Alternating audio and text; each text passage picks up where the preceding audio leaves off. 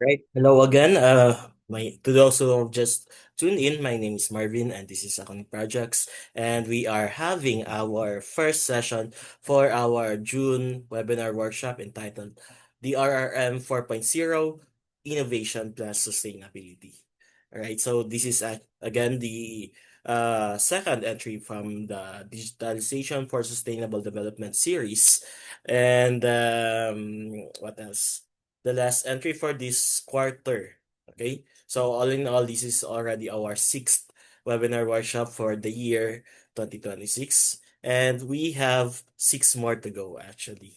All right, so let's start session one, disaster prevention and mitigation systems.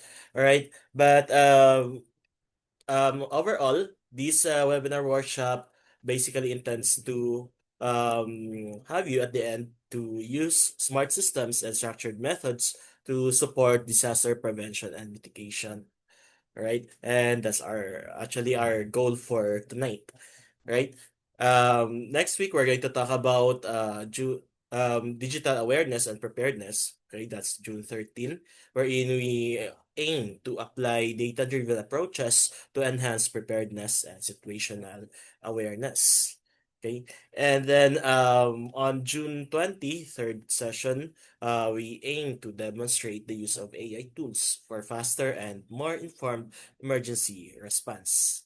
And lastly, on June 27, for the fourth and the last session of our webinar workshop for this month, we aim to integrate IoT and analytics to support sustainable recovery and rehabilitation planning. All right, so these and more are the things to watch out for in our webinar workshop for this month. All right, and specifically for tonight, our session is about disaster prevention and mitigation systems, which introduces how basic smart systems combined with structured risk assessment methods uh, can support proactive disaster mitigation in vulnerable environments. Okay, and this session covers smart systems for hazard detection, fundamentals of hierarchy in DRRM, risk identification and prioritization, and lastly, data-supported mitigation planning. All right, so that will happen actually for the first half of our session. And for the second half, we're going to have our activity that involves the use of Google Colab and some selected public web apps such as Project Nova. All right, so um, okay, I think we can start. All right. So we're talking about disasters, and although the Disaster Awareness Month is next month, we did this or we scheduled this topic a month ahead so that, of course, we don't want to overlap or um, to what I don't know the term. To overlap with this or to have conflict with the scheduling of events by government offices like the NDRRMC and the OST. So I believe they will have their own set of talks during the month of July. So that's why we chose not to schedule um on the month of July, and instead have our talk ahead. Okay, who knows? Maybe they could get some officials could or some employees or resource speakers could get to watch this webinar workshop, and they can get some ideas or some realizations or somewhat like an aha moment that they can share to their respective talks next month. All right. So again, we're talking about disasters, whether natural disasters such as drought, flooding, typhoons, or wildfire, um, or man-made disasters like acts of terrorism and other devastating um, um, man-made attacks such as the pandemic, the recent COVID-19 pandemic, they can be considered as disasters because of some factors that they have met. Okay, so before we define disasters, let's um, um, take note that we are um, following the concepts or the as well as the some standards or principles being introduced by the UNDRR or the Nations Office for Disaster Risk Reduction. Okay, wherein they have noted that the different dimensions of the disaster risk involve the hazard, vulnerability, and exposure. So we're going to talk about that for this session. So actually, our session revolves around these dimensions. Okay, hazards, vulnerability, and exposure.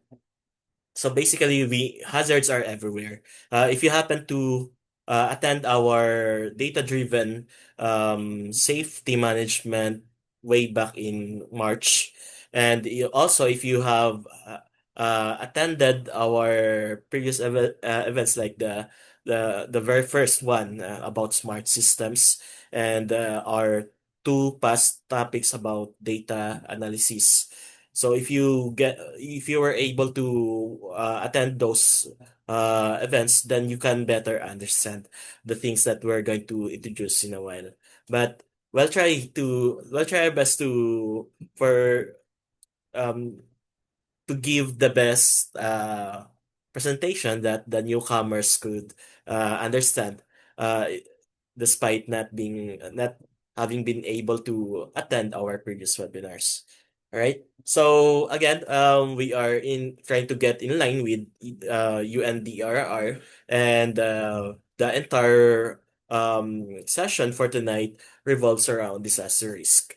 Okay, we are trying to um, prevent, of course, any um, untowards events or any unwanted events regarding disasters. And at the same time, we'll try our best to minimize their risk levels. Okay, so risk is something categorical, something that we can um, assign as well from highest to lowest, or we can assign a number to quantify its impact.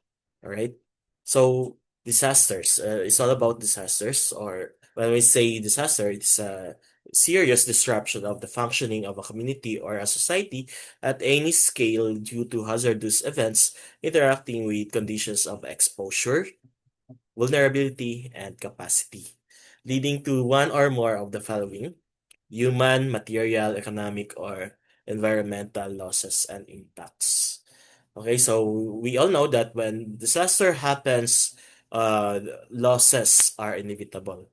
Okay, especially if the disaster happened in vulnerable places, in exposed communities, and in places where there are a combination of vulnerability and exposure to different hazards. So we'll try to understand what are these things: hazards, exposures, vulnerabilities, because disaster is something not entirely blamed, or not entirely can be blamed to natural hazards or whatever causes the disaster. Disasters become disasters only when we do nothing to um lessen our vulnerability and our exposure. Or in other words, it only happens when we do nothing to increase or to boost our capacity to be resilient. Okay, so let me zoom in this one. All right.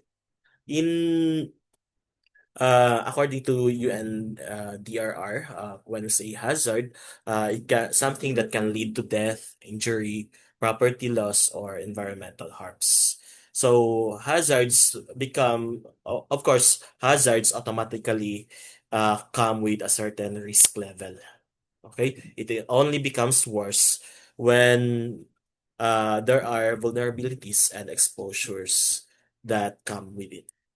Okay, so whether natural, human-made, or social natural, hazards are somewhat almost inevitable. Right? If we can't get rid of the hazards, then at least we can do something regarding vulnerability and exposure. Just like what we have witnessed during the 2013 Yolanda typhoon in the Philippines. Or I think the global name for that was Hayat, Typhoon Hayat in other places. Um, has of course we we cannot stop the typhoon or the any natural events, the calamities. uh we can't do anything um delay or to modify such hazards. Okay, we all we can do is to face it. But of course, hopefully, if we face it, we face it with less vulnerability, with the least, or at least, or with the least possible level of vulnerability.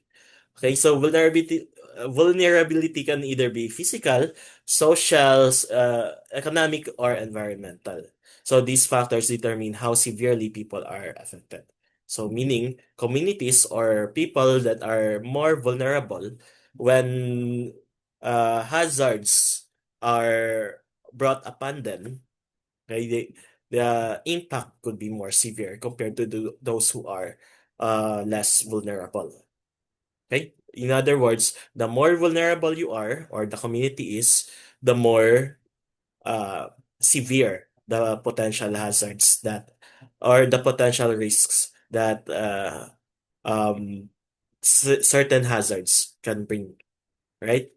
In the same way, when it comes to exposure, there is multiplies when vital assets and lives are exposed to hazards. So we cannot blame people who live nearby um, some open seas or some volcanic areas, or areas prone to landslides and liquefaction and other possible disasters.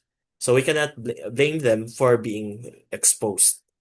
But of course, government agencies do something to limit people from getting exposed. Right? So the government do their part. So the remaining part is up to the residents. Okay, so if you are someone uh, who lives nearby an exposed area to certain hazards like volcanoes or open seas, then uh, you have to mind the people or the infrastructure, the housing production capabilities involved if you insist to stay on that place. Okay? If you insist to stay exposed, right? So there are certain measures that we have to consider. And some of those measures regarding both exposures and vulnerability will be tackled in a while. And of course, they are best or not really best. They can significantly be improved. Those measures can significantly be improved with the help of what we call smart systems, okay, and other Industry 4.0 technologies that can help us attain a more sustainable community despite the hazards that can bring disasters. All right. So that's for the rationale of this webinar workshop. Now, I mentioned smart systems. So one of the ways that we can mitigate or even prevent the devastating effects of a certain natural hazard is the smart system.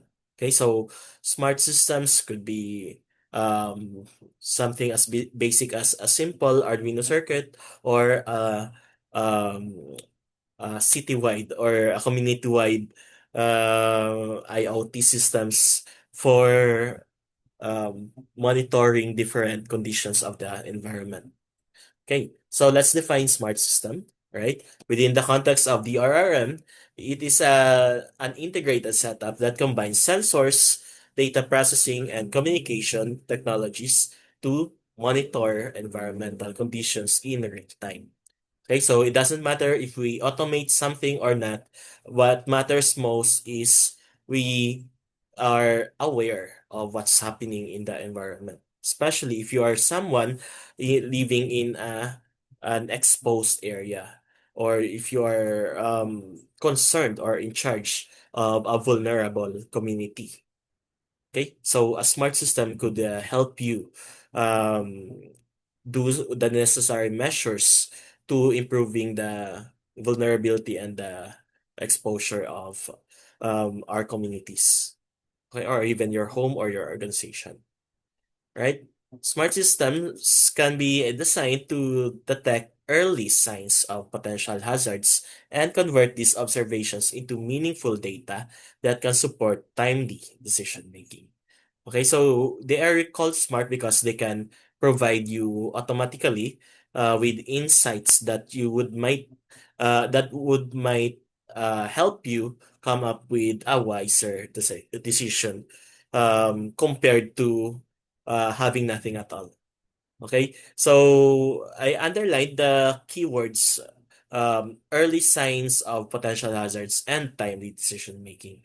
All right, so smart system, we don't, uh, a smart system can, yes, can be triggered when the disaster already takes place, but it's not limited to that function. Okay, smart systems can also be used to not necessarily make predictions, but um, it can help you see any possibilities, like if the weather gets is about to get ugly, or the the volcanoes are showing signs that anytime soon they can erupt, or at least um produce some pyroclastic materials that can cause detrimental effects in the exposed and vulnerable communities.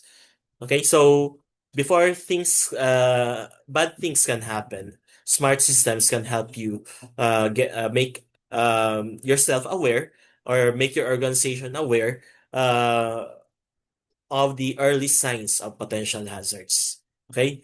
Why? So that you can make timely decision making.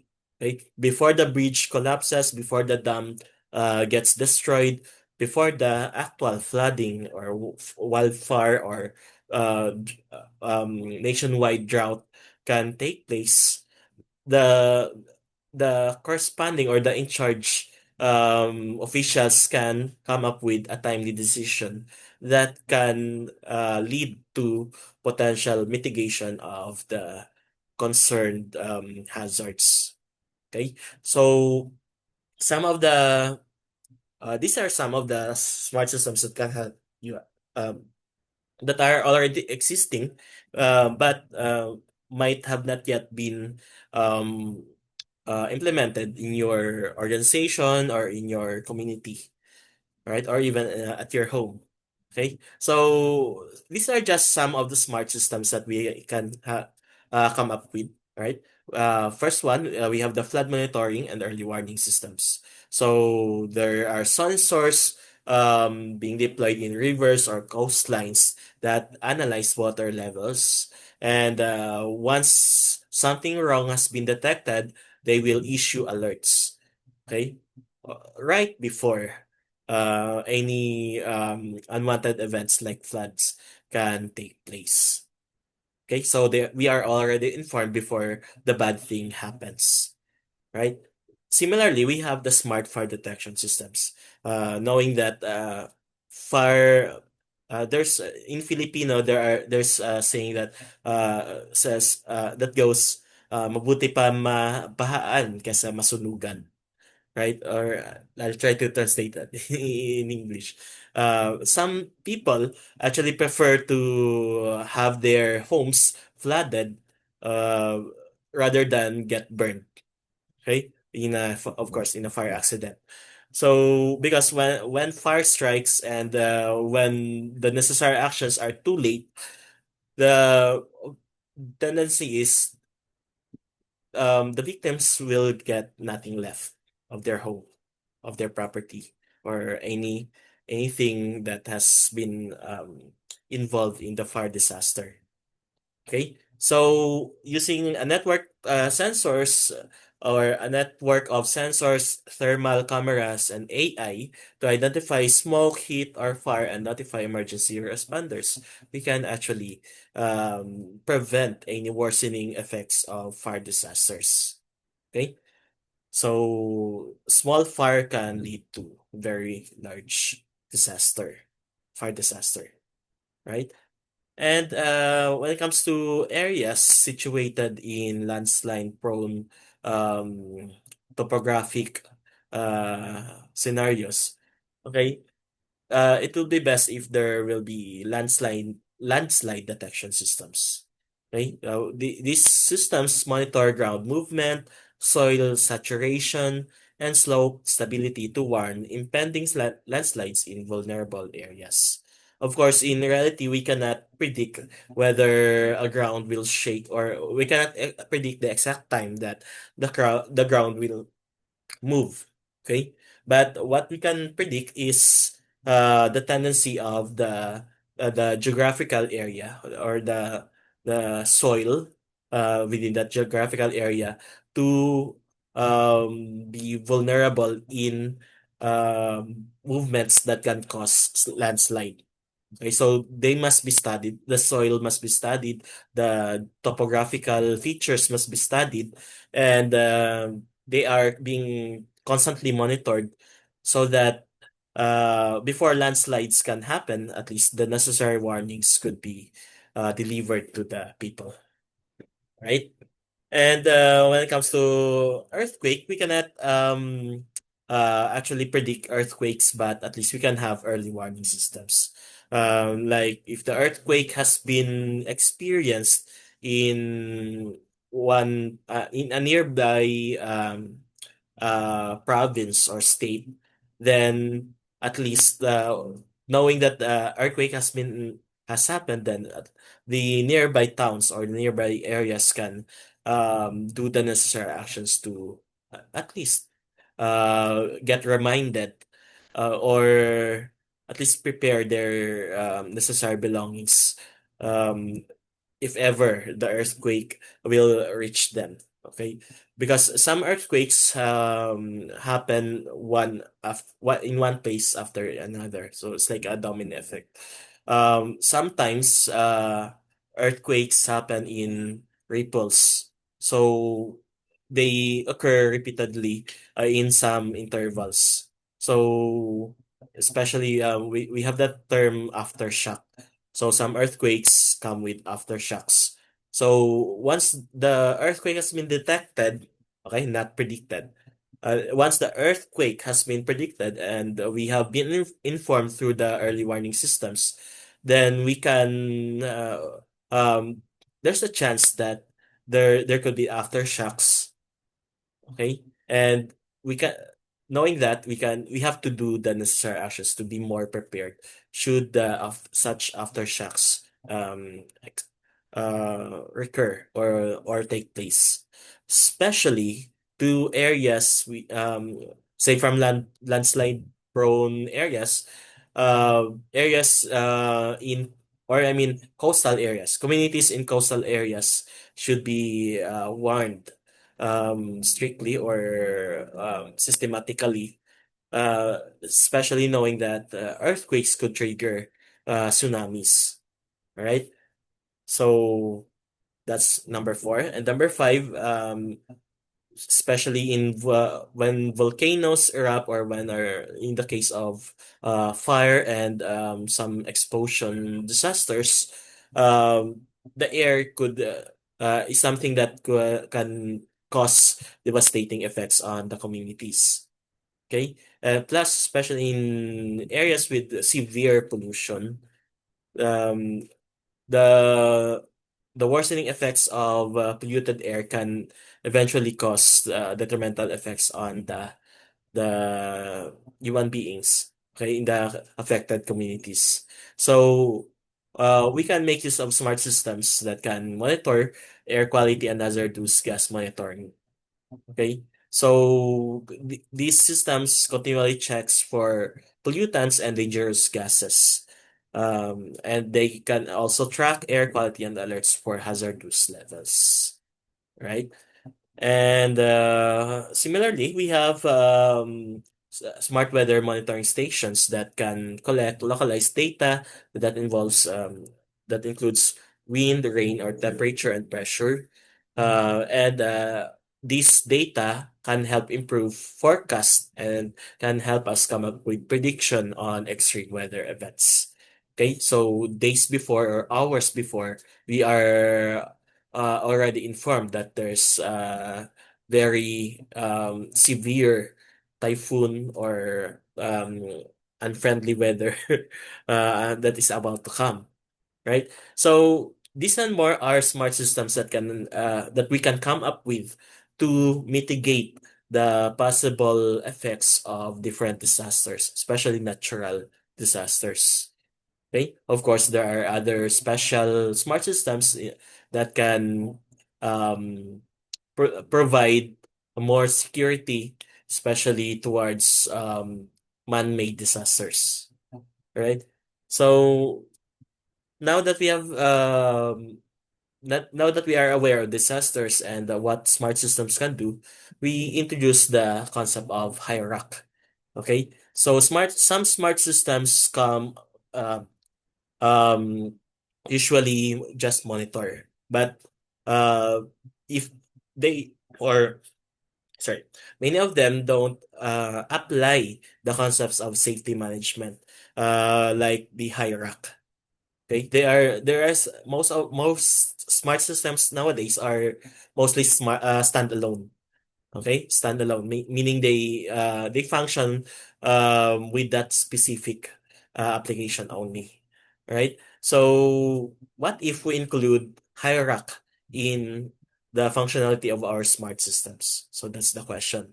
But before that, let's try to understand what hierarchy is basically all about. Okay, so this is an acronym which stands for uh, hazard identification, and risk assessment and control. So we have three things to unpack here. The first one is the HI, hazard identification. So this is basically an activity or a procedure that focuses on systematically recognizing all possible sources of danger that may affect a community, system, or environment. Okay, so we have to be aware of anything that can cause any event that will endanger us or the community or the organization that we are trying to protect. Okay, so is there a volcano nearby, or are we living within a fault area, or are we living in a coastline, or is the body of water, is that sea an open one? Okay, is that an open sea? um, and so on. So we try to identify any hazards that can cause disasters on our end.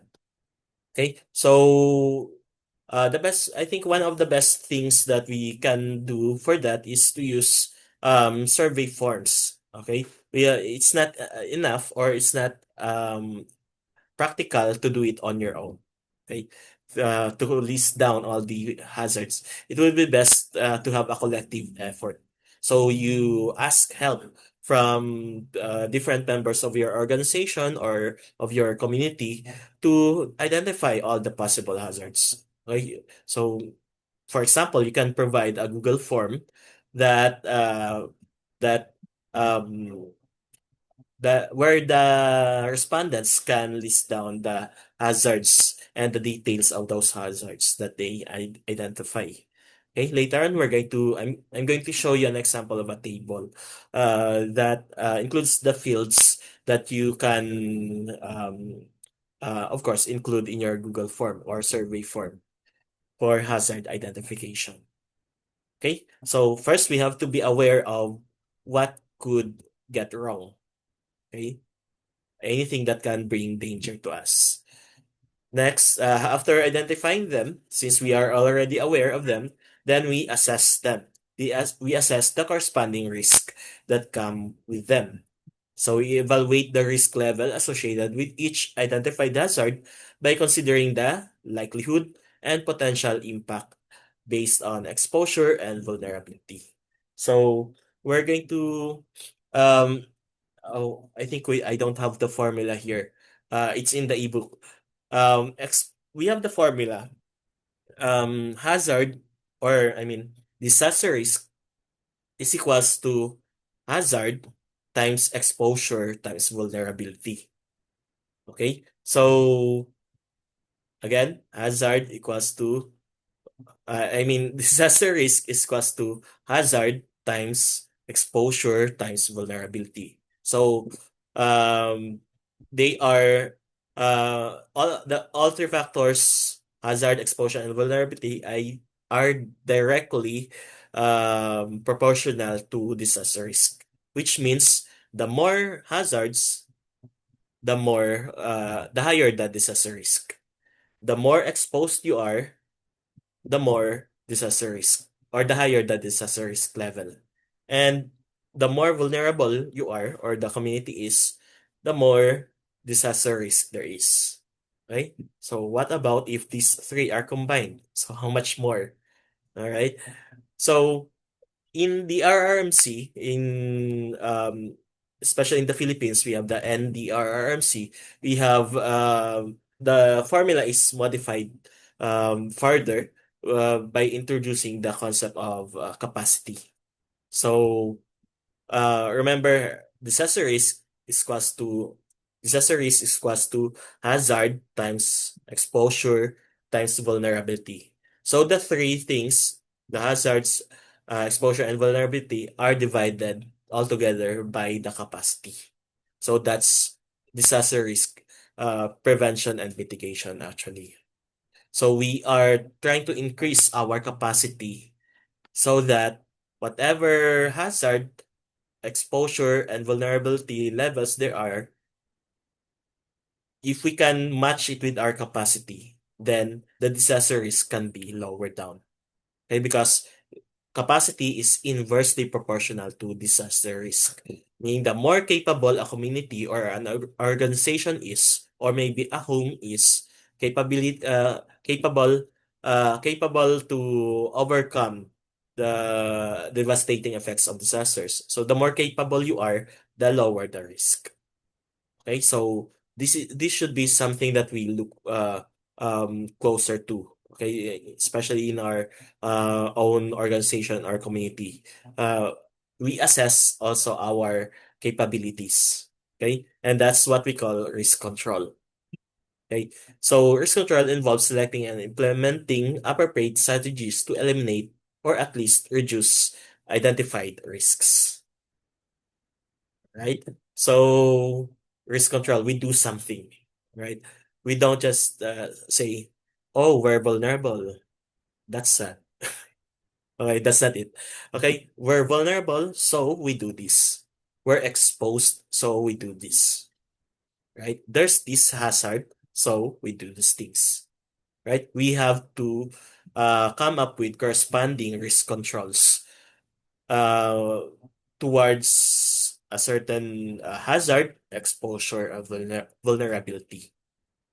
Okay, so that's risk control. Of course, risk control has something to do with um, the likelihood and potential impact, right? And to understand that better, let's discuss this thing. Okay, pardon, it's quite blurry.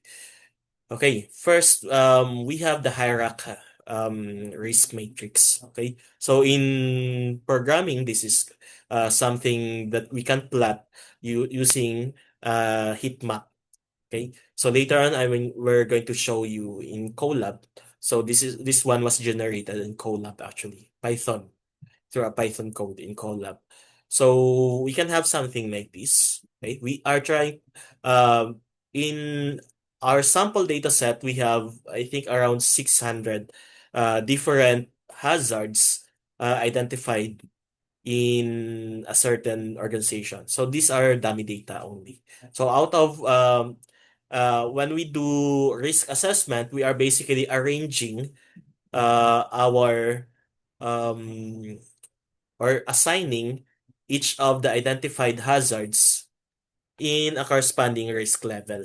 Okay, and here we have these risk levels based on likelihood and severity. So as you can see, we have likelihood from levels 1 to 5. So likelihood means the chances that the disaster can occur. Okay, so in most cases, the least likely to happen is rated 1, and the most likely to happen, which means we can expect anytime soon, almost every day it happens or it could happen, then the likelihood level could be 5. So we're basically we can determine the risk level of a certain hazard by assigning its corresponding likelihood and then has severity or impact. So likelihood, if it's very unlikely, then 1, but if it's very likely, then 5. Or you can have something in between. Okay? And in the same way, we rate each hazard in terms of severity. So from 1 to 5. 1 is very not so impactful. Okay, something that we can just shake it off, brush off from our shoulders. Um, Something we are not really vulnerable of. Okay, so it happens, then okay, it happens. Something like that. Right? We are not concerned if it happens. We are not much concerned. Okay, we are not threatened. Okay, so if it's less threatening, then it is rated 1. But it's if it's a very impactful, okay, meaning when it occurs, it causes a severe damage or severe. It may cause deaths and severe injuries. Okay, so we consider that as 5 in terms of severity, right? So again, in risk assessment, we assign likelihood for each hazard from 1 to 5 and severity from 1 to 5. Now, once we have completed the list, we can plot them in our risk matrix. Okay. So here, according to my mock data set, I have identified that 24 out of all the risks, or I mean, all the hazards identified, 24 of them pose the highest risk level. Okay, because these 24 of these are very likely to happen and then very severe when they happen. Okay, they pose a very impactful impacts if ever they occur. So that 24 of them out of around more than 500 or even 600 things I listed in my mock data. Okay, and we also have 28 and 14 more that can be considered high risk levels as well.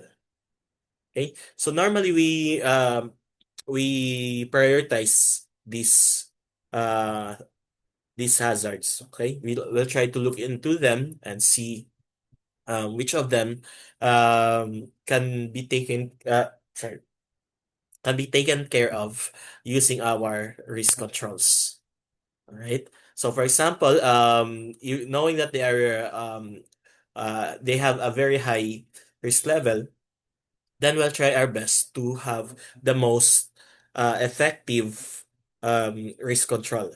Okay, so we'll consider first, can we eliminate either the hazard, the vulnerability, or the exposure?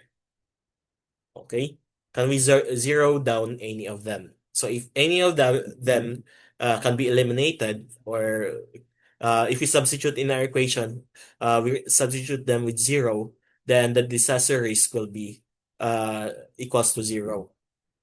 Okay. However, of course, if the hazard is the volcano, we cannot we cannot do something. The volcano is there, and we there's nothing we can do to make it not so hazardous.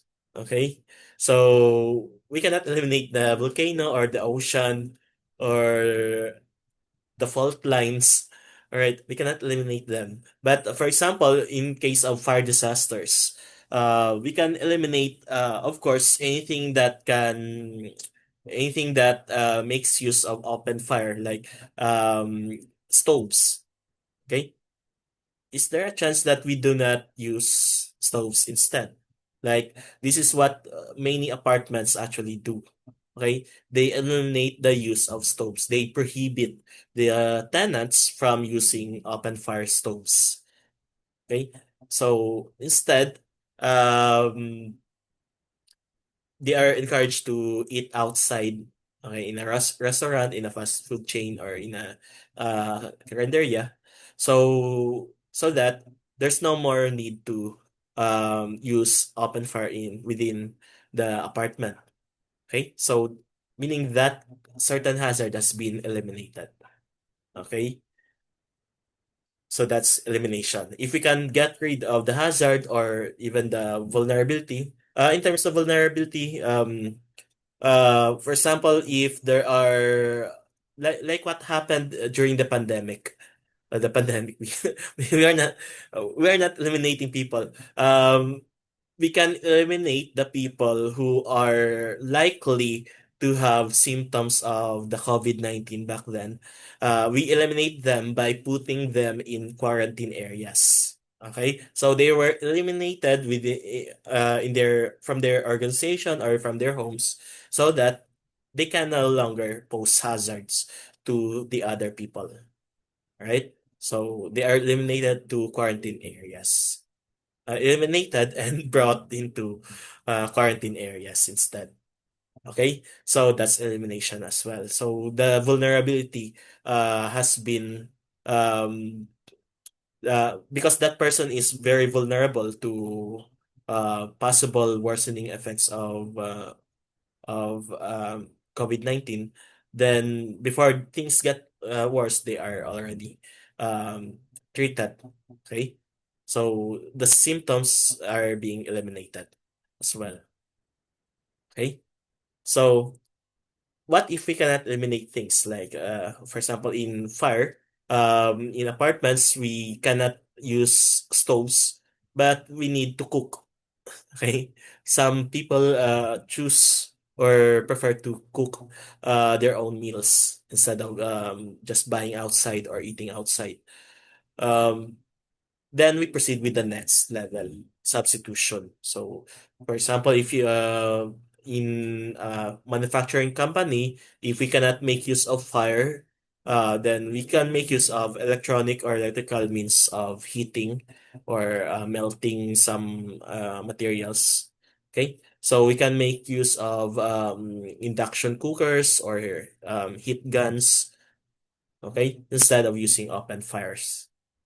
All right. So in the same way, in apartments, if stoves are prohibited, then they can make use of rice cookers or electric kettles, or dispensers for their usual needs.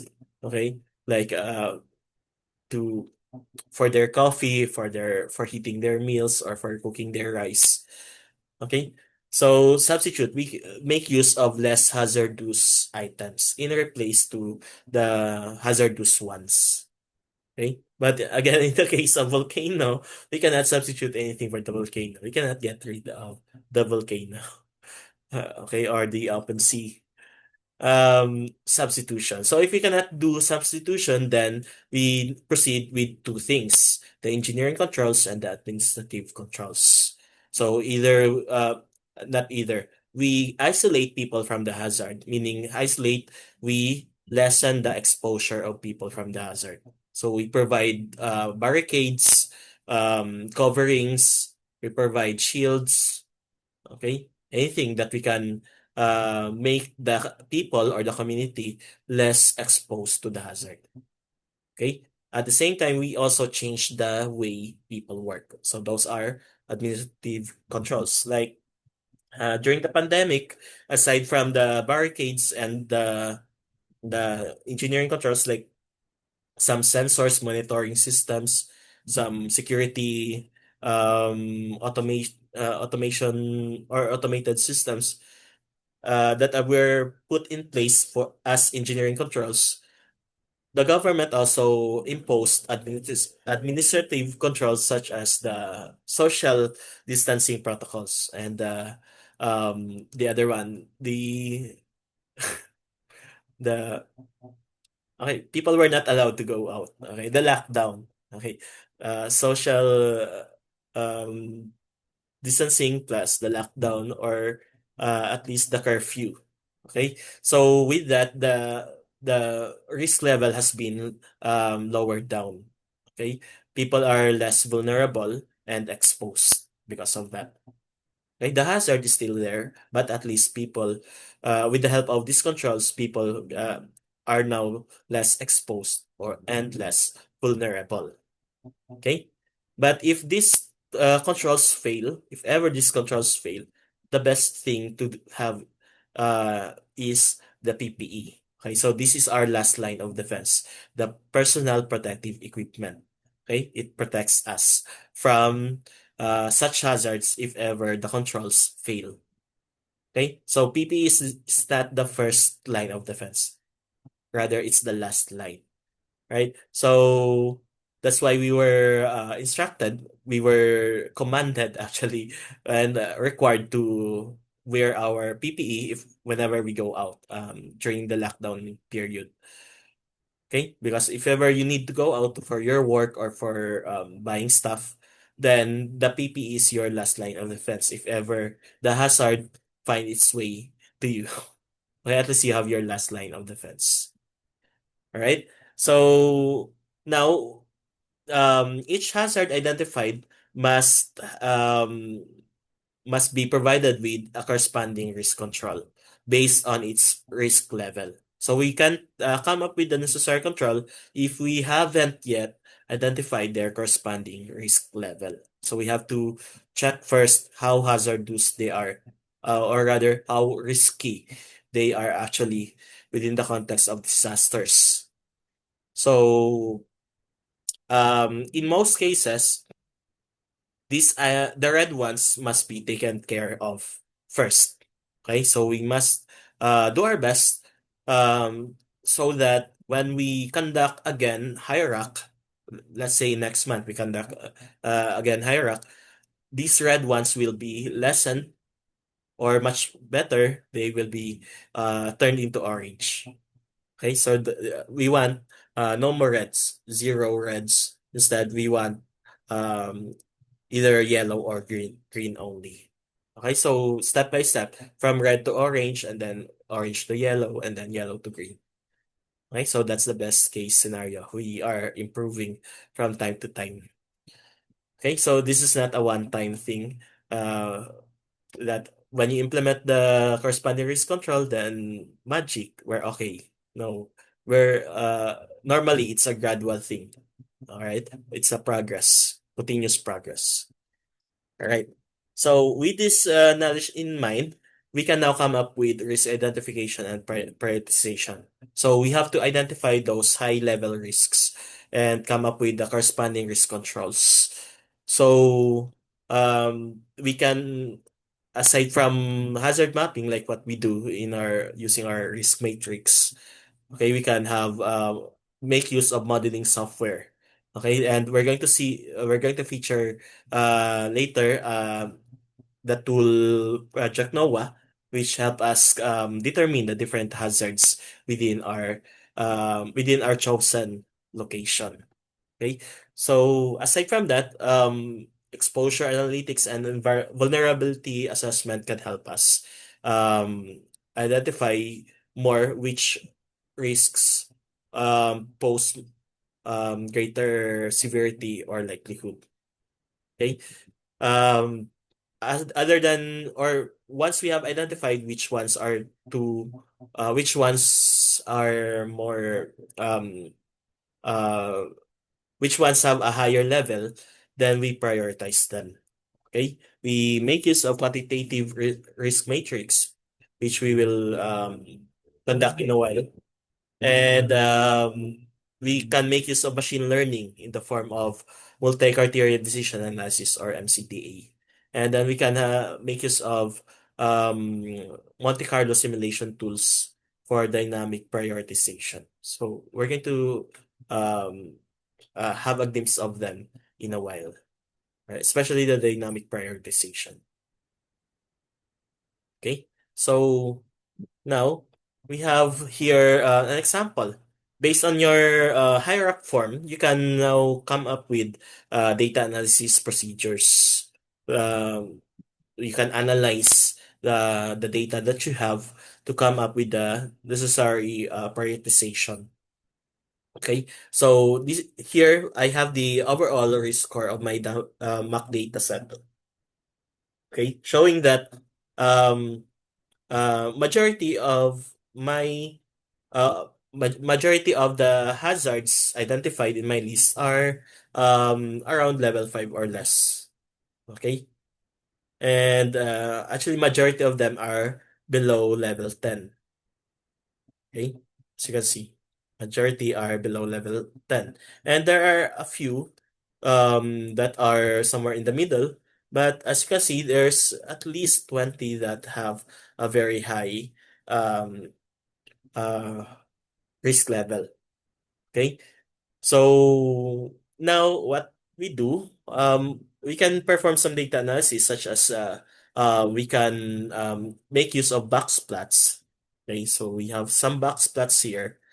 Like we can derive or generate the top 10 um, hazards that have the highest scores in terms of location. So as you can see, these are the top 10 locations that have very high risk levels. Okay, and as you can see, um, they are somewhat in line. Okay, so there's not. I think if we conduct ANOVA here, it will result to having rejecting the need for conducting based on locations. Okay, because as you can see, the locations are not really, or there's not much difference in terms of locations, except for this one. This one is quite high rural community. So the rural communities have a quite significantly higher risk level among the other locations. Okay, so we can take note of that. For example, if you were to choose between several uh, items to prioritize, you may choose to um, based on the location. Okay, and if that's the case, then you choose which ones belong to the rural community. Okay, but again, this is advisable only if this one of them is significantly different from the others. One of them has a significantly higher box than the other.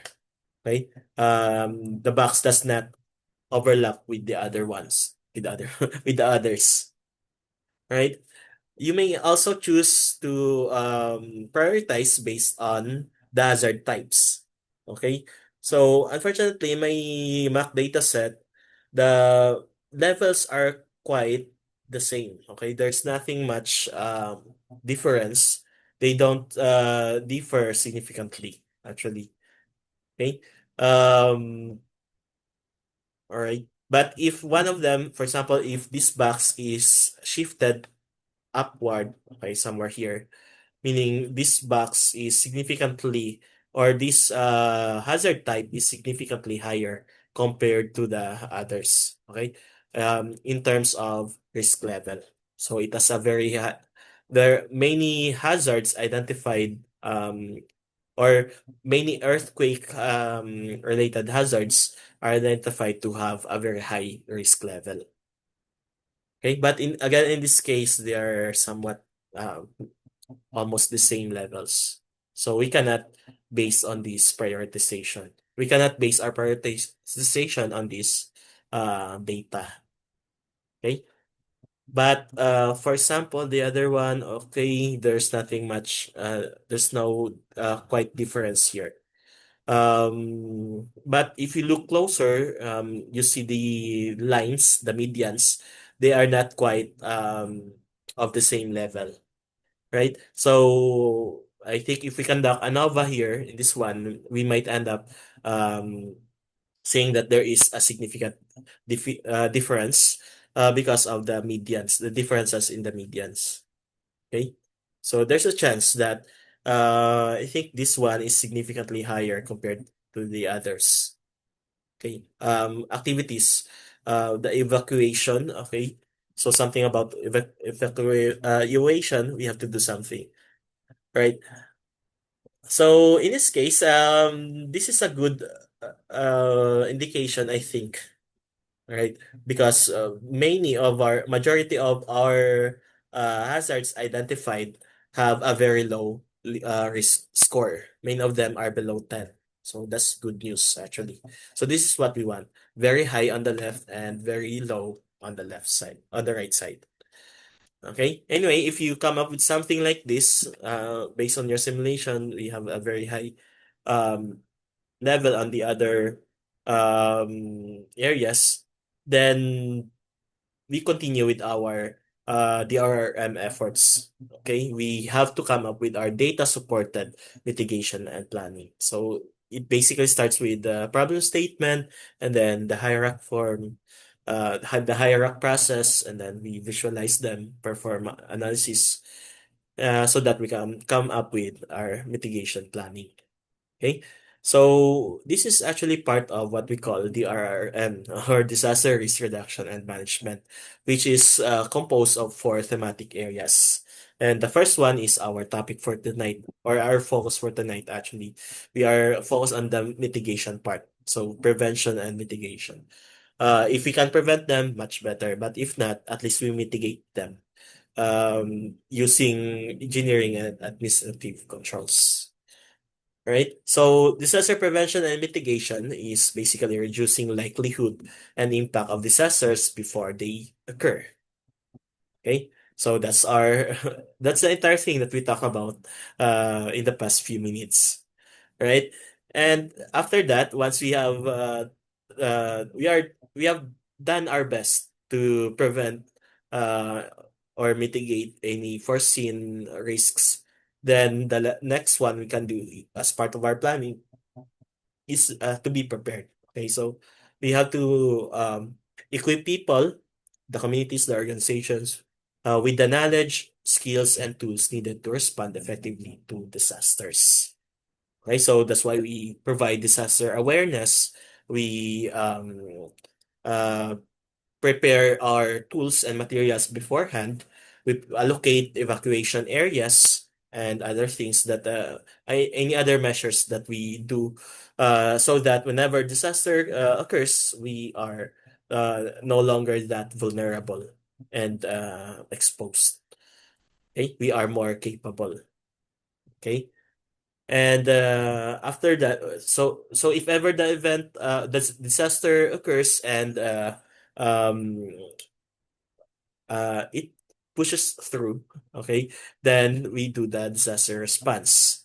Okay, we should have come up with a plan regarding our disaster response. Okay, so before the disaster, we do the plan so that when the disaster happens, at least we know how to respond.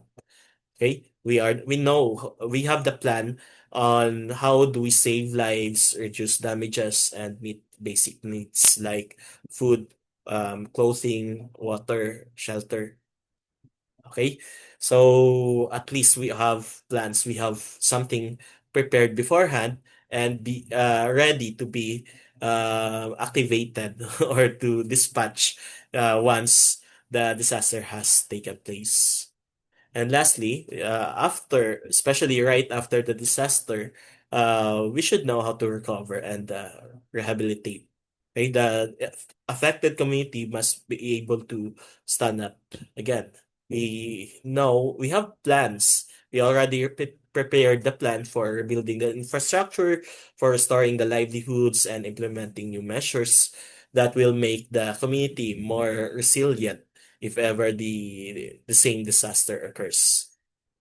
Okay, so now, based on the hazards identified and all the risk assessment that we did at the start of the disaster prevention and mitigation, we should have the corresponding plans for the preparedness, response, and recovery and rehabilitation. Okay, so in that way, we can mitigate the untowards incidents, the devastating effects of disasters. All right, so. Um, I mentioned earlier we can come up with something like this. We a Monte Carlo simulation. So we can adjust the parameters and see what might happen. Right? So this quite involves analytics already. So it really pays that you know how to make use of the data analysis concepts and leverage on the existing data analytics tools and technologies that we have. Okay, but if you don't know analytics, then at least you should make use of what the government is providing for us. Like the Project NOAA and the websites of the OST and yes, the OSTs Pag-asa and FIVOLCS.